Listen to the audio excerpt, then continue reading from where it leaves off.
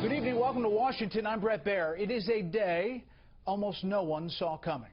Donald Trump has secured enough support from unbound delegates to win the Republican presidential nomination on the first ballot at the GOP convention in Cleveland. No pundit thought he'd get in the race at first. His 16 opponents didn't take him seriously until it was too late. People thought his comments along the way would surely end his run. And now Donald Trump prepares for the general election as the Republican nominee, likely pitted against Democrat Hillary Clinton. Today, a small group of unbound GOP delegates committed and put the exclamation point on an American political story unlike any other seen in decades. Chief political correspondent Carl Cameron is at a Trump rally going on right now in Billings, Montana, with the story.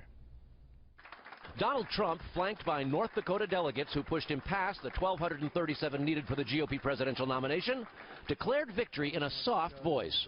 North Dakota made a big statement, and I just really appreciate it.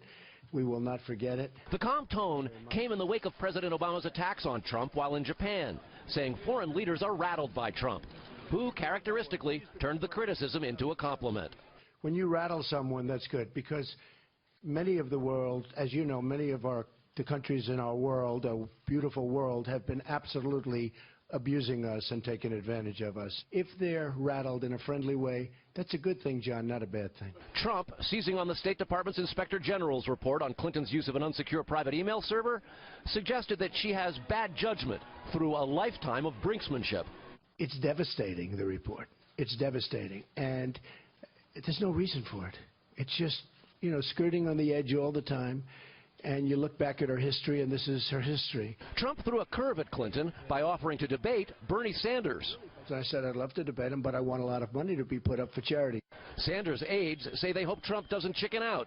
The senator taunted Trump. I think it's important that somebody hold him to task for his outrageously bigoted remarks against Mexicans and Latinos, against Muslims, against women, against veterans, against African Americans, and tell him to his face that the strength of our country is our diversity. Would you still want to ban all foreign Muslims from the United States on a temporary basis? Trump today conspicuously refused to say if he'd follow through on his proposed ban on Muslims entering the U.S.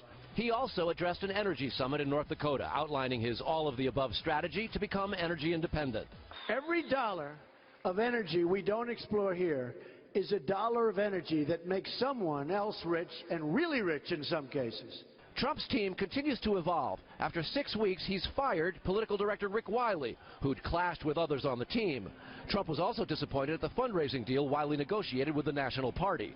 Trump's all but completed a full pivot to general election candidate, focusing almost entirely on Democrats and raising money. And for that, he'll head back to California tomorrow. Brett?